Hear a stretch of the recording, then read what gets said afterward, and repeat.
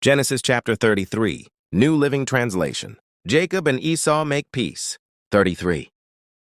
Then Jacob looked up and saw Esau coming with his 400 men. So he divided the children among Leah, Rachel, and his 2 servant wives. 2. He put the servant wives and their children at the front, Leah and her children next, and Rachel and Joseph last.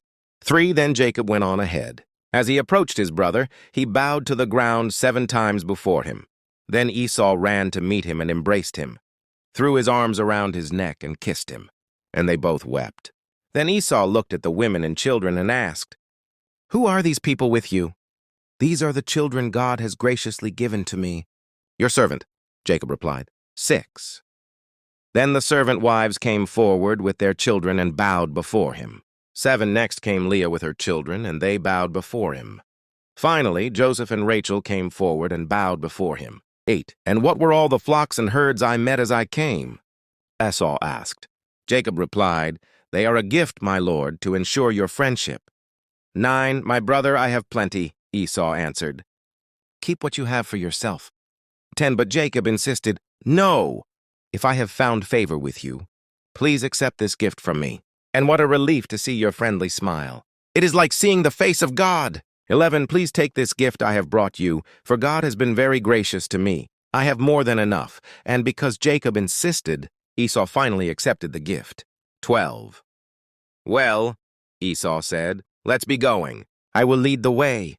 13. But Jacob replied, "You can see, my lord, that some of the children are very young, and the flocks and herds have their young too. If they are driven too hard, even for one day, all the animals could die. 14. Please, my lord, go ahead of your servant. We will follow slowly, at a pace that is comfortable for the livestock and the children. I will meet you at Seir." "Fight it all right," Esau said. "But at least let me assign some of my men to guide and protect you." Jacob responded, "That's not necessary. It's enough that you've received me warmly, my lord." 16. So Esau turned around and started back to Seir that same day. 17. Jacob, on the other hand, traveled on to Succoth. There he built himself a house and made shelters for his livestock. That is why the place was named Succoth, which means shelters. 18. To later, having traveled all the way from Paddan Aram, Jacob arrived safely at the town of Shechem in the land of Canaan. There he set up camp outside the town. 19. Jacob bought the plot of land where he camped from the family of Hamor, the father of Shechem, for 100 pieces of silver. 20. And there he built an altar and named it El Elohe Israel. Genesis chapter 34, New Living Translation. Revenge against Shechem. 34. One day Dinah, the daughter of Jacob and Leah, went to visit some of the young women who lived in the area. But when the local prince, Shechem, son of Hamor the Hivite, saw Dinah, he seized her and raped her. But then he fell in love with her, and he tried to win her affection with tender words. He said to his father, "Hamor, get me this young girl.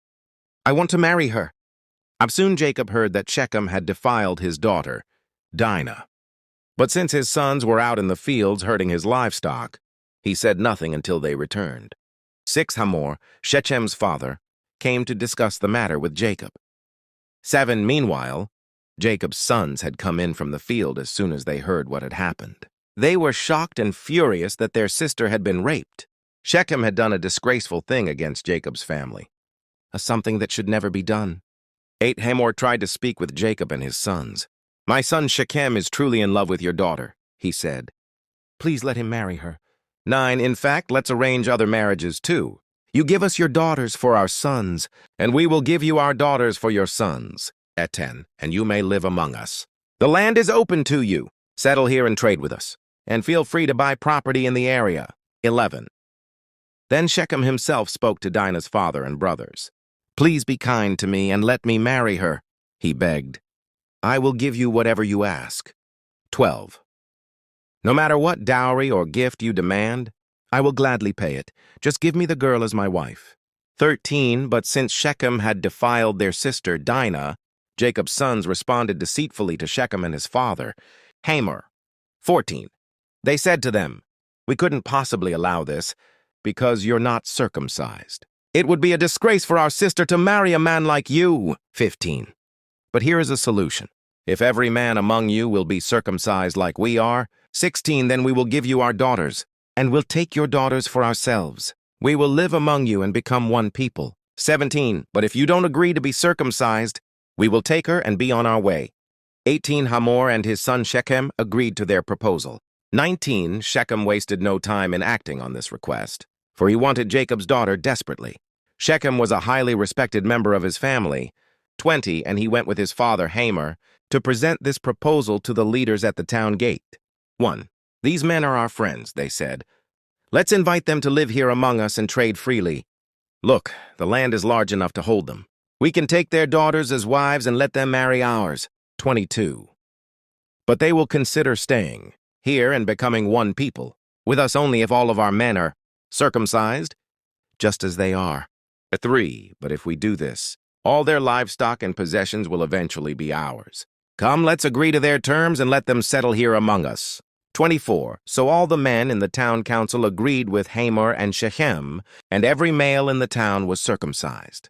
25. But 3 days later, when their wounds were still sore, 2 of Jacob's sons, Simeon and Levi, who were Dinah's full brothers, took their swords and entered the town without opposition. Then they slaughtered every male there. 26, including Hamor and his son Shechem. They killed them with their swords, then took Dinah from Shechem's house and returned to their camp.